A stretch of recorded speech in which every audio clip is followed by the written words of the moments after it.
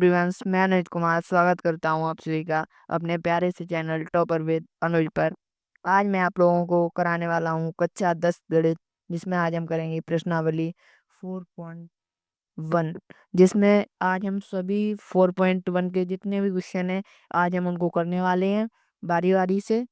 तो अंत तक जरूर बने रहिएगा वीडियो में। और आपने अगर बीच में से अगर आप छोड़ के जाते हो, आप उसके जिम्मेदार खुद ही होंगे, क्योंकि मैं आपको इसमें से बहुत सारे क्वेश्चन ऐसे होंगे जो कि आपके बोर्ड एग्जाम में आ सकते हैं, बोर्ड एग्जाम 2026 में आ सकते हैं।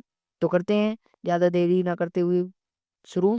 तो पहला क्वेश्चन है हमारा, x+1 का होल स्क्वायर बराबर 2x-3। इसे आपको जांच करना है कि ये द्विघात समीकरण है। तो हम इससे पता करेंगे। सबसे पहले आप इसका होल स्क्वायर खोल लीजिए। आपको पता है इसका a+b का होल स्क्वायर क्या होता है, यहाँ पे मैं लिख देता हूँ। a+b का होल स्क्वायर बराबर होता है हमारा a का स्क्वायर प्लस b का स्क्वायर और प्लस के 2ab। आपको इस फॉर्मूले से ये निकालना है, ठीक है। तो करते हैं। तो यहाँ पे x ये हमारा a का मान है, और ये एक है जो ये हमारी b का मान है। तो ये b का मान है, तो ऐसे ही a स्क्वायर यानी कि x का स्क्वायर यहाँ पे लिखेंगे x का स्क्वायर प्लस x का स्क्वायर प्लस 1 का स्क्वायर और प्लस के ये कितना है 2 हमारा पहले से दिया है, तो 2 मल्टीप्लाई में ए कितनी है हमारी एक्स आ जाएगा। और बी का मान कितना है, बी का मान है हमारा 1, तो 1 आ जाएगा यहाँ पे बराबर में 2 की गुणा। अब इसमें कर दो, तो 2 की गुणा बारी बारी से करेंगे, तो इसमें हो जाएगा 2x माइनस के 2 × 3 कितना हो जाएगा, तो ये हो जाएगा 6 माइनस के 6 यानी कि 6। आगे करते हैं, एक्स स्क्वायर प्लस 1, ये 1 का स्क्वायर 1 हो जाएगा और एक्स स्क्वायर का एक्स स्क्वायर रहेगा। प्लस में आ जाएगा हमारा 2 की मल्टीप्लाई 1 से करेंगे 2 ही आएगा, और 2 की गुणा जब x से करेंगे तो 2x आएगा हमारा, कितना 2x। तो 2x बराबर कितना हो जाएगा, ये हो जाएगा हमारा 2x माइनस, इधर हो जाएगा बराबर में -6। इधर करते हैं, ये 2x है हमारा, इसे यहाँ पे ले आते हैं इस 2x को, और ये एक है इसे यहाँ ले जाते हैं। तो करते हैं x square mine plus 2x, ये हमारा दिया है जो ये, और ये जब इधर आएगा तो माइनस का 2x हो जाएगा। देखिए इधर ये प्लस का है, इधर आएगा तो माइनस का, ऐसे ही बराबर में ये -6 ऐसे दिया है, और जब ये एक इधर जाएगा प्लस का एक इधर, और ये इधर जाएगा तो माइनस का 1 हो जाएगा। तो ये कितना हो गया, तो एक्स स्क्वायर 2x से 2x कट जाएगा हमारा, तो यहाँ पे बचेगा 0 बराबर में ये माइनस और माइनस के चिन्ह है, तो ये दोनों जुड़ जाएंगे तो कितना हो जाएंगे -7। तो एक्स यहाँ पे हो जाएगा एक्स स्क्वायर 0, तो वही रहेगा, 0 का कोई मान ही नहीं होता, -7। यहाँ से जब निकालेंगे तो इधर ये स्क्वायर इस पे है, इधर जाएगा तो रूट बन जाएगा, तो ऐसे ही हो जाएगा एक्स। नहीं, इसे इधर नहीं फेंकना है, अभी इसको इधर लाना है। तो यहाँ पे हो जाएगा एक्स स्क्वायर माइनस का वो ये -7 है, इधर आएगा तो +7 हो जाएगा। तो ये बराबर में हो जाएगा 0। मान नहीं निकालना है यहाँ से, हमें सिर्फ बताना है ये द्विघात समीकरण है या नहीं। तो देखिए द्विघात समीकरण क्या होती है, मैं आपको ये बताने वाला। तो ये होती है हमारी द्विघात समीकरण। तो द्विघात समीकरण, पहले आप इस वर्ड पर फोकस कीजिए, द्विघात। आप इस वर्ड को देखिए पहले, इसमें क्या कह रहा है, द्विघात यानी कि जिसकी दो घात हो, एक्स की कोई चर हो और उसकी दो घात आ जाए तो मतलब वह द्विघातीय माना जाता है, द्विघाती कहा जाता है। तो इसलिए ये हमारी क्या होगा, यहाँ पे एक्स स्क्वायर है यानी कि एक्स की घात 2 है, तो ये हमारी द्विघात समीकरण हो जाएगी। तो यहाँ पे लिखेंगे अतः यह हमारी द्विघात समीकरण है। आगे करते हैं सेकंड क्वेश्चन अपना। ये x square minus two x बराबर -2 इंटू में टी माइनस एक्स। तो इसका हो जाएगा हमारा ये एक्स स्क्वायर -2x ऐसा ही लिखा रहने देंगे, एक्स स्क्वायर -2x। अब ये देखिए ये दोनों ब्रैकेट है, इनके बीच में कोई संख्या नहीं है, तो यानी कि ये हमारे क्या मल्टीप्लाई में है इनका मतलब। तो ऐसे ही -2 की गुणा जब माइनस वो प्लस के 3 से करेंगे कितना हो जाएगा, 3 की गुणा इससे कर दो तो 3 दूनी 6 यानी कि -6। और माइनस माइनस की जब इससे गुणा होगी तो प्लस, 2 की जब एक्स से करेंगे तो 2x। ये हो गया हमारा। अब इस 2x को इधर ले आइए और इस -6 को भी ले आइए, तो यहाँ पे हो जाएगा हमारा एक्स स्क्वायर, ये पहले से -2x जब ये प्लस का 2x यहाँ पे आएगा तो ये माइनस का बन जाएगा, यानी कि -2x। और ये माइनस का 6 इधर आएगा तो प्लस प्लस का 6 बन जाएगा। और इधर कितना बचा, जब हम इनकी सारी संख्या इधर ले आए तो यहाँ पे हमारा केवल 0 बचा, बराबर में 0 ऐसे ही रख देंगे। यहाँ पे हो जाएगा हमारा एक्स स्क्वायर माइनस 2 और 2 कितना हो गया हमारा 4x और प्लस में 6, ये हो जाएगा हमारा इक्वल टू 0। यहाँ पे ये हमारी द्विघात समीकरण बन चुकी है, क्योंकि इसकी चरघात, ये चर की घात इसमें 2 है। ये देखिए x की घात 2 है, इसलिए यहाँ भी लिख देंगे हाँ ये हमारी द्विघात समीकरण है। आगे चलते हैं आगे क्वेश्चन पर। ये हमारा है तीसरा, पहले का तीसरा, इसमें ये इधर हमारा ब्रैकेट में दिया है और ये तो यानी कि ये गुणा में है, और ऐसे ये भी गुणा में है हमारा, तो इसकी गुणा इससे करनी है।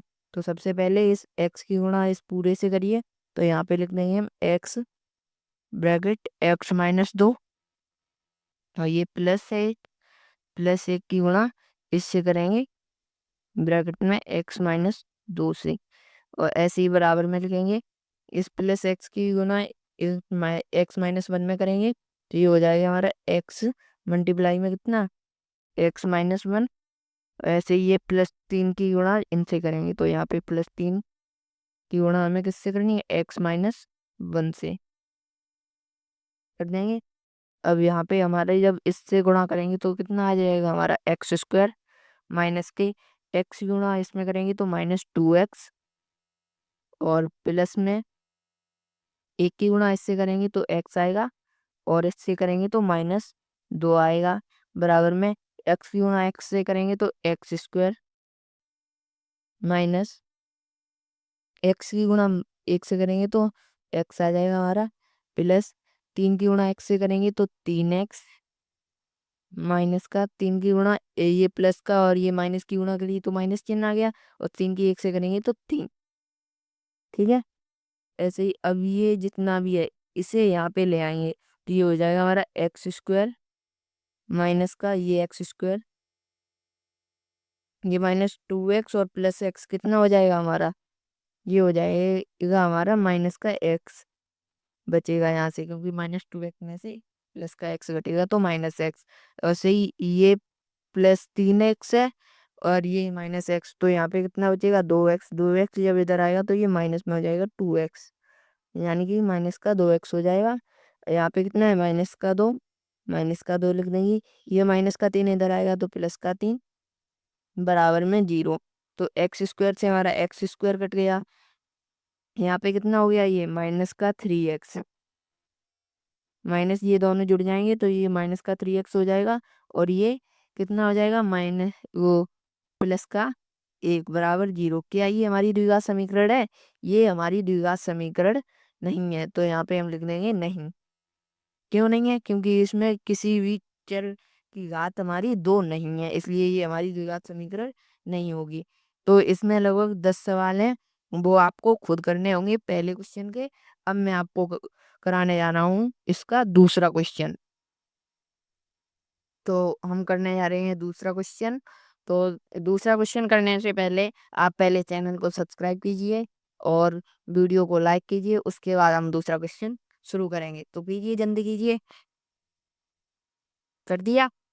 तो करते हैं क्वेश्चन को शुरू, और जिन्होंने नहीं किया है वो यार कर दो प्ले, क्योंकि ये वीडियो आपके लिए है। आप ही देखोगे इसे, तो वीडियो को लाइक और चैनल को सब्सक्राइब करके ही आना। ठीक है, तो करते हैं शुरू। निम्न निम्न स्थितियों को द्विघात समीकरणों के रूप में निरूपित करो। एक इसका पहला क्वेश्चन है, यानी कि द्विघात समीकरणों के रूप में हमें निरूपित करना है इसको।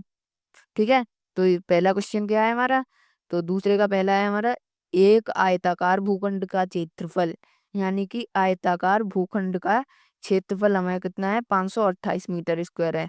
क्षेत्र की लंबाई, क्षेत्र की लंबाई है जो, वो मीटरों में, यानी कि मीटरों में दी गई है हमें। चौड़ाई के दोगुने से, यानी कि चौड़ाई के दोगुने से एक अधिक है। हमें भूखंड की लंबाई और चौड़ाई ज्ञात करनी है। यानी कि मोटा मोटा ये कह रहा है कि इसकी लंबाई है, पहले हम इसकी चौड़ाई लिखते हैं, तो यहाँ पे लिखेंगे आयताकार, आयताकार भूखंड की, भूखंड की चौड़ाई, चौड़ाई बराबर कितनी दी है हमें, चौड़ाई लिखेंगे, चौड़ाई हमारी दी है यहाँ पे, चौड़ाई मान लेते हैं हम x। ठीक है, तो और इसकी जो लंबाई है यहाँ पे लिखेंगे आयताकार भूखंड की लंबाई, जो हमारी लंबाई होगी वो कितनी है, वो कह रहा है हमारा लंबाई चौड़ाई के दोगुने से, यानी कि चौड़ाई का दोगुना, यानी कि चौड़ाई का दोगुना, यानी कि इसमें दो की गुणा कर दो चौड़ाई में, तो दो की गुणा कर दी, तो ये 2x हो गया। दोगुने से एक अधिक है, अब इसका दोगुना हो गया, इससे भी हमारी कितनी है, एक अधिक है, तो ये हमारी हो गई। तो अब इसमें लगा देंगे जो कि आयताकार भूखंड का क्षेत्रफल, यहाँ पे लिखेंगे आयताकार भूखंड का क्षेत्रफल हमें कितना दिया है, क्षेत्रफल, पहले क्वेश्चन की सब चीज लिख लेते हैं, तो 528 मीटर स्क्वायर दिया है हमें। तो चलते हैं आगे सॉल्व करने। तो हमें कितना दिया है, आयताकार, यहाँ पे लिखेंगे आयताकार भूखंड का क्षेत्रफल, भूखंड का क्षेत्रफल, क्षेत्रफल हमें दिया है हमारा 528 मीटर स्क्वायर, ये हमारा दिया है। अब आयताकार भूखंड का क्षेत्रफल कितना होता है, लंबाई गुणा चौड़ाई, तो यहाँ पे लिखेंगे हम लंबाई गुणा चौड़ाई, ये हो जाएगा हमारा कितना, 528 बराबर में। तो लंबाई हमारी कितनी थी, लंबाई थी हमारी 2x प्लस क्या 1, मतलब कि एक गुणा में चौड़ाई हमारी कितनी थी, केवल x बराबर 528। यहाँ से कितना हो जाएगा, हमारे x की गुणा करेंगे तो 2x में, तो ये 2s आई रहेगा हमारा, दो x की s में हो जाएगी, तो यहाँ पे हो जाएगा x का स्क्वायर, प्लस में x की एक में करेंगे तो x आ जाएगा बराबर 528। ये प्लस का 528 इधर आएगा तो माइनस का 528, यानी कि 2x स्क्वायर प्लस में x और माइनस का 528, तो यहाँ पे हो जाएगा बराबर में 0। ठीक है, तो ये हो गया, हमारी द्विघात समीकरण बन चुकी है। तो इसका सेकंड क्वेश्चन देखते हैं क्या है दूसरे का। ये हमारा दूसरा क्वेश्चन, जिसमें हमसे कह रहा है दो क्रमागत धनात्मक पूर्णांकों का गुणनफल 306 है, हमें पूर्णांकों को ज्ञात करना है, यानी कि इसे भी द्विघात समीकरण में बदलना है केवल। तो यहाँ पे करेंगे, यहाँ पे दो क्रमागत, तो यहाँ पे लिखेंगे पहले माना,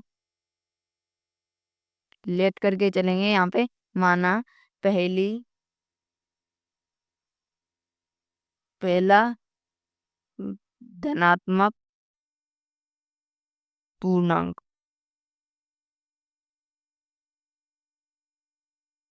धनात्मक पूर्णांक, धनात्मक पूर्णांक हम लिखेंगे यहाँ पे, पूर्णांक हमें कितना है, यहाँ पे हम मान लेंगे x। ठीक है, और दूसरा मानेंगे, यानी कि जो नंबर दूसरा होगा वो हो जाएगा हमारा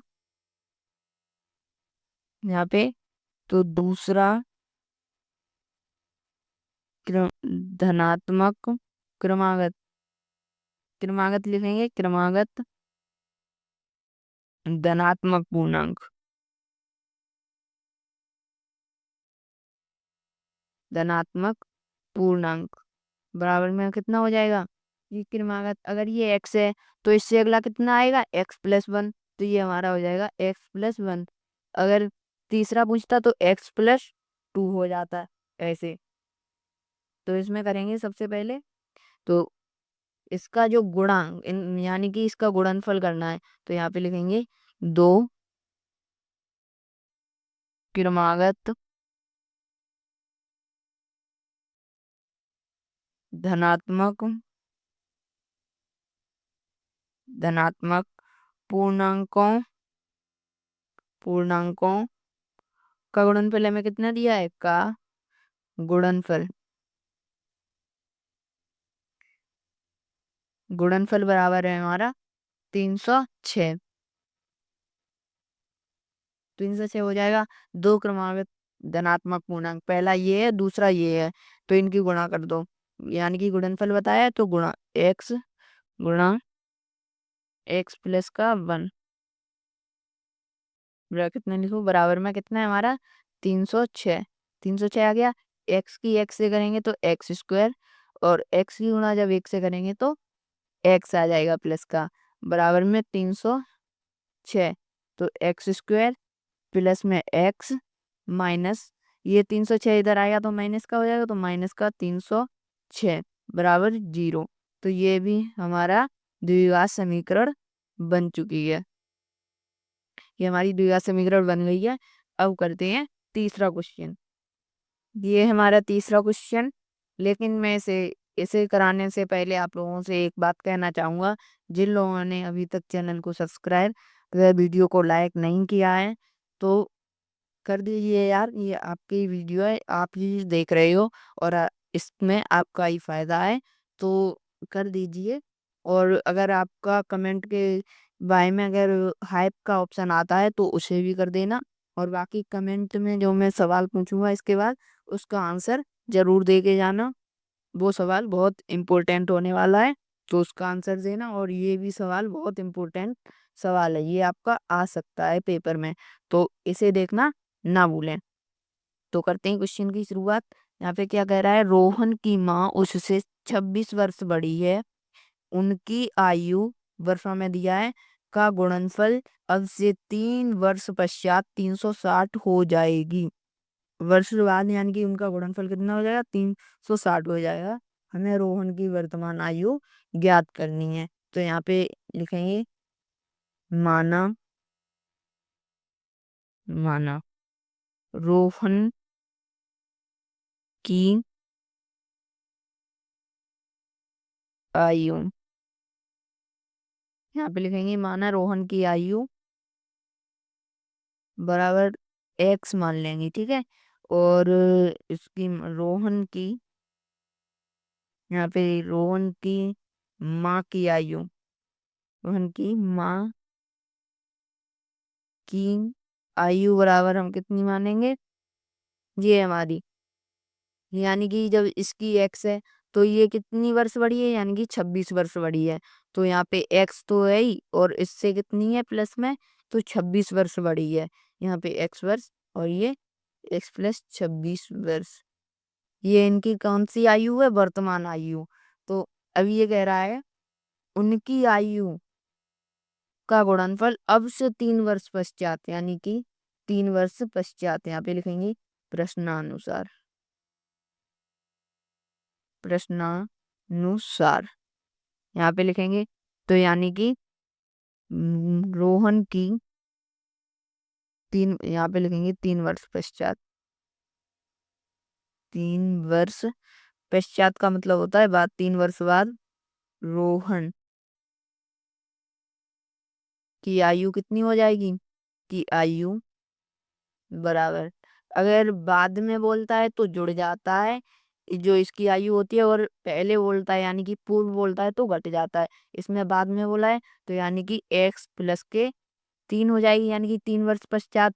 ठीक है, ऐसे ही 3 वर्ष बाद किसकी, रोहन की माँ की आयु, माँ की आयु कितनी हो जाएगी,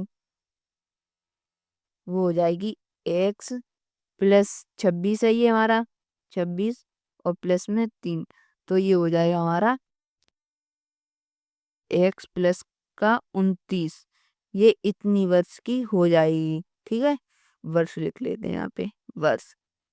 अब इसमें क्या करना है आप लोगों को, इसका गुणनफल, गुणनफल हमें दिया है ये 360 है, तो यहाँ पे लिखेंगे 3 वर्ष, यहाँ पे ये उनकी आयु का गुणनफल, उनकी आयु, यहाँ पे लिखेंगे आयु का गुणनफल, गुणनफल कब का है ये, 3 वर्ष पश्चात, वर्ष पश्चात यानी कि 3 वर्ष बाद का।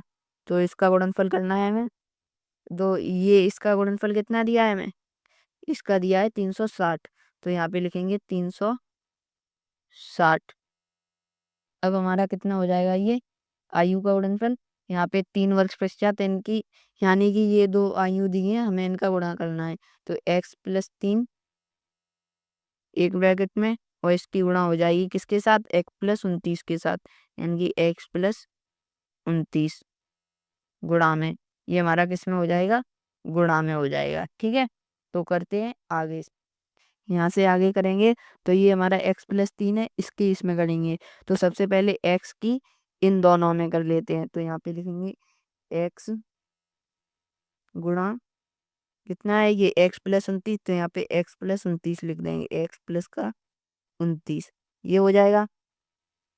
आगे करेंगे तो इसकी यो ये 3 है प्लस में, तो यहाँ पे आ जाएगा प्लस 3, 3 की इसके साथ करेंगे तो यहाँ पे हो जाएगा हमारा 3x, 3 की इसमें करेंगे तो 3x प्लस 29 की जब 3 में करेंगे तो 3 9 27 और 3 9 6 यानी कि 87 हो जाएगा, और बराबर में 360 हमारा ऐसा ही रहेगा।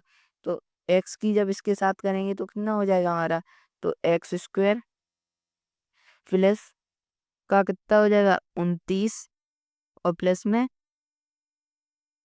29x हो जाएगा, ये 29x के साथ करेंगे तो 29x, और प्लस में 3x ये है ही, और प्लस में 87। ये देखिए 360 इधर प्लस का इधर आएगा तो माइनस का, ये माइनस का हो जाएगा 360, तो -360 बराबर इधर हमारा कितना बचेगा 0, तो यहाँ से करेंगे x², ये प्लस का 29 और प्लस का 3 कितना हो जाएगा 32x, और ये इसमें से 360 में से ये इतनी प्लस का 87 घटाएंगे तो माइनस का आएगा चिन्ह, तो कितना बचेगा ये 10 में से 7 जाएंगे तो 3 3, और ये हमारा कितना हो जाएगा 16, 16 में से 8 जाएंगे हमारे, तो कितना वो बचेंगे, हमारा 5 बचा था इधर हासिल ली थी, तो ये 15 हुए, 15 में से अगर 8 जाएंगे तो ये हो जाएगा हमारा 7, और ये इधर है हमारा इसमें से 3 में से एक इधर लिया था तो हमारा कितना हो जाएगा 273 बराबर कितना 0, तो ये बन जाएगी हमारी द्विघात समीकरण, ये हमारी क्या बन जाएगी द्विघात समीकरण। इसका एक लास्ट क्वेश्चन बचा है दूसरे का चौथा, वो आपको खुद करना है और कमेंट में आंसर जरूर बताना है। और एक बात और बताइए आप लोग कि हमारे 100 सब्सक्राइब कब तक कंप्लीट हो जाएंगे, कमेंट करके इस बात को जरूर बताना, और जो होमवर्क दिया है उसको कमेंट में जरूर बताना। ठीक है, तो मिलते हैं अगली क्लास में, तब तक के लिए धन्यवाद।